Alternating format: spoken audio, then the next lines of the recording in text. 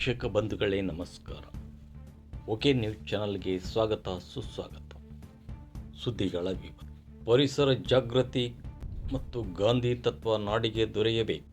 ಸ್ವಾಮಿ, ನಾಡಿನಲ್ಲಿ ಪರಿಸರ ಜಾಗೃತಿ ಮೂಡಿಬರಬೇಕು ಹಾಗೂ ಗಾಂಧೀಜಿ ನೂಲು ತೆಗೆದ ಚರಕ ಮತ್ತೆ ಜನರ ಕೈಗೆ ಬರಬೇಕು ಎಂದು ಡಾಕ್ಟರ್ ಎಚ್.ಕೆ. ಸ್ವಾಮಿ ಹೇಳಿದರು.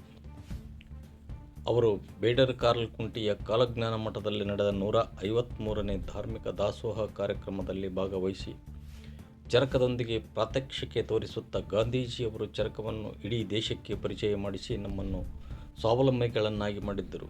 ಬ್ರಿಟಿಷರು ಬಂದ ನಂತರ ಚರಕ ಮೂಲೆ ಸೇರಿತು. ಇದರಿಂದ ಹಲವಾರು ಕೆಲಸಗಳು ಸ್ಥಗಿತವಾಯಿತು ಮತ್ತು ನಿರುದ್ಯೋಗ ತಾಂಡವವಾಡತೊಡಗಿತು.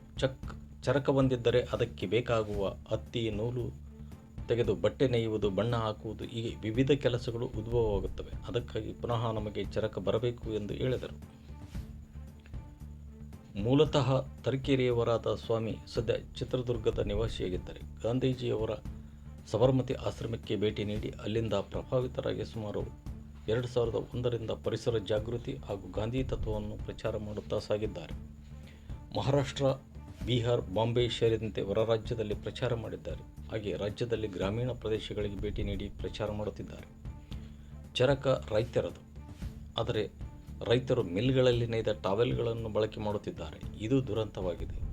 ರೈತರೇ ಚರಕ ಚಳವಳಿ ಮಾಡಿ ಎಲ್ಲರೂ ಬಳಕೆ ಮಾಡಿದರೆ ರಾಜ್ಯದಲ್ಲಿ, ದೇಶದಲ್ಲಿ ನಿರುದ್ಯೋಗ, ಬಡತನ, ಶೋಷಣೆ ಸಮಸ್ಯೆಗಳು ನಿಲ್ಲಬಹುದು.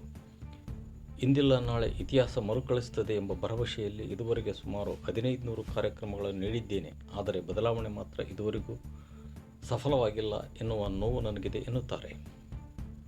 ನೆಲದ ಜನರಿಗೆ ಪ್ರಾತ್ಯಕ್ಷಿಕವಾಗಿ ಚರಕದಿಂದ ಹೇಗೆ ನೇಯಬಹುದು ಎಂಬುದನ್ನು ತೋರಿಸಿದರು.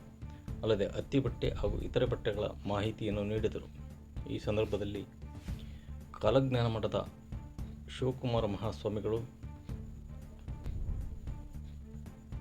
ಕರಿಯಪ್ಪ ದೇವಿಕೇರಿ, ನಿರುಪದಿ ಕವಿಗಳು, ಸಂಗಮೇಶ್ ಶರಣರು, ಶಶಿನಾಥ್ ಚಿಕ್ಕೇಸರು, ಅಚ್ಚುಟಯ್ಯ ಸ್ವಾಮಿ, ಬಸವರಾಜ ರಂಗಪ್ಪರು ಸೇರಿದಂತೆ ಇದ್ದರು. ಧನ್ಯವಾದಗಳು. ಉರಿಯುತ್ತೆ. ಇದು ರೈತನಿಗೆ ಅನ್ನ ಕೊಡುತ್ತೆ, ಇದು ಫ್ಯಾಕ್ಟರಿಗೆ ಅನ್ನ ಕೊಡುತ್ತೆ ಅಷ್ಟೇ. ಇದು ಮಾಲಿನ್ಯ ಉಂಟು ಮಾಡುತ್ತೆ.